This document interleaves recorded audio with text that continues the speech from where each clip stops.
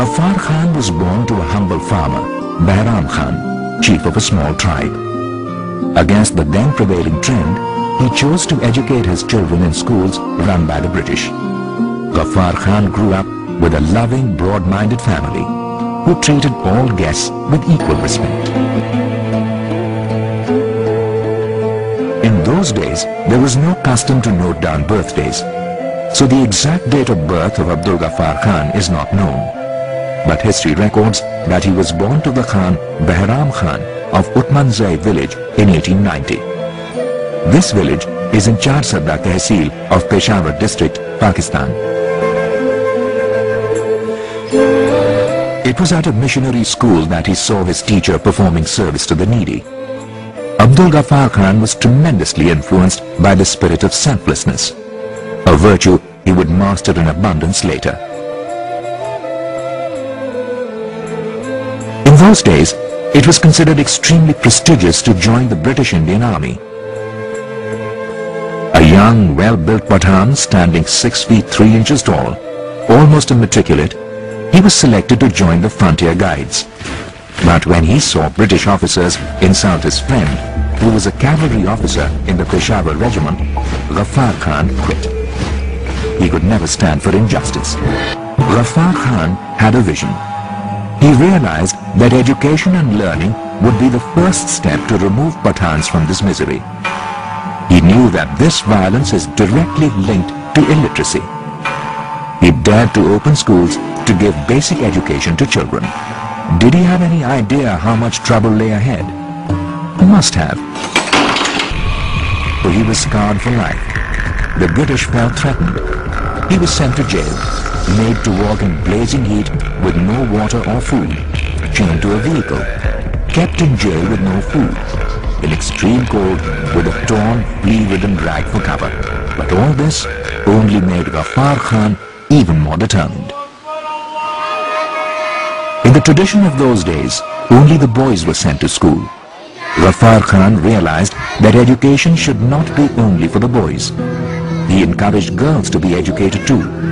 He educated his daughters and sent them abroad for higher education. He was a champion of women's rights and wanted them to come out of the parda. I wanted to go to the Amazon because I had done biology. He sent a postcard from the jail and said she will go to England or she won't go at all.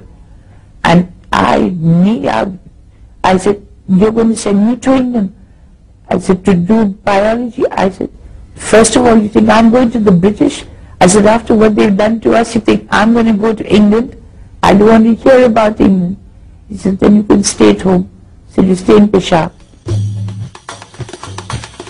In 1924, Ghaffar Khan started thinking about a national newspaper.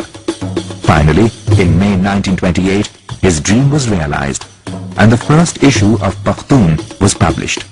It became very popular. Ghaffar Khan was mesmerized by the nationalistic passion that was driving Indians then. He came back and spoke to his countrymen.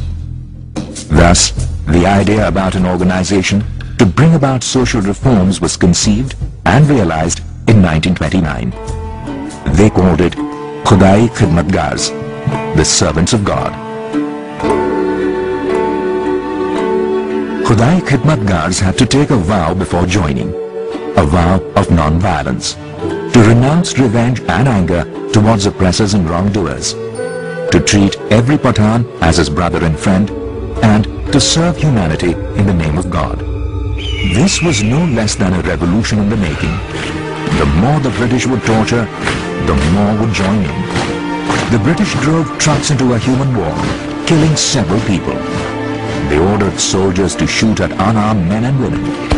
They rounded up Khudai Khidmatgars, removed their clothes, and beat them mercilessly. He would simply say, have we forgotten the teachings of Islam? The teaching of Islam asks us to side with the weaker party. Ghaffar Khan now gave a call for true democracy and justice. For this, he paid dearly. Imprisoned and ill-treated, Ghaffar Khan suffered great humiliation. He withstood all, never giving up his belief in non-violence and love.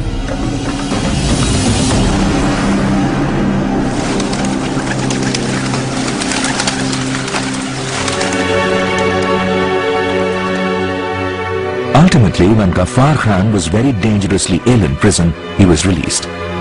His doctors advised him to go to London. But the weather was not agreeable. Ghaffar Khan decided to go to Afghanistan. He reached Kabul and spent his days there and in Jalalabad. He did come to India after 22 years for Gandhi Ji's centenary celebrations on 2nd October 1969. And then, in 1987, he was bestowed the highest honor of Bharat Ratna. However, tragically, he had a heart attack and went into a coma. Ghaffar Khan never recovered after that. He was taken to Jalalabad, where he breathed his last on 20th January 1988.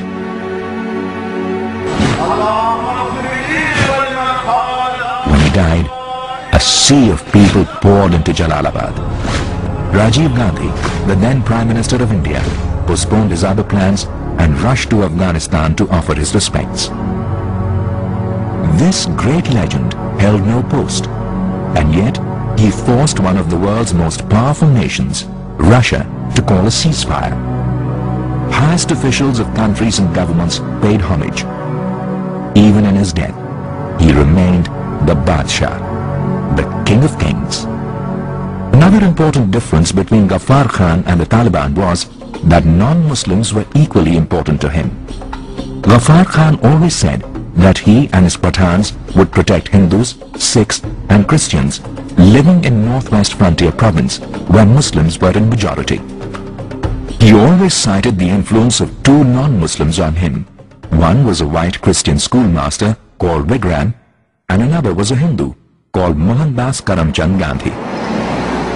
Perhaps the most significant differences between Khan Abdul-Ghaffar Khan's movement and the Taliban was that Badshah Khan wanted Pashtun women to study, work and lead the society. In 1932, he sent his teenage daughter, Meher Taj, to study in England.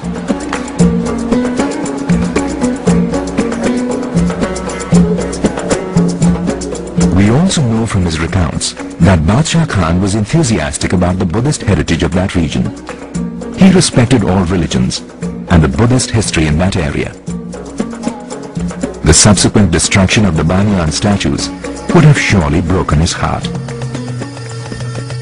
Last, but certainly not the least, the Taliban cadres had an attitude of me first and displayed double standards at all levels, whereas Badshah Khan had asked his Khudai Khidmatgars to serve the society and practice what they preached. Perhaps it seems unfair to compare the two. Taliban, which raised the gun for the sake of their interpretation of Islam and never hesitated from mindless killings, and Khudai Khidmatgars of Badshah Khan, who took an oath of non-violence, respected other religions, and were committed to the development of their people.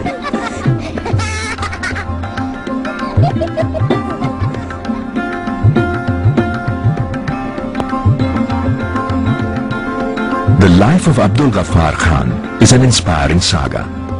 Mahatma Gandhi described him as a man of God. One of the greatest leaders of Asia, he was the closest colleague of Gandhi and a passionate freedom fighter, a non-violent Badshah of Khans.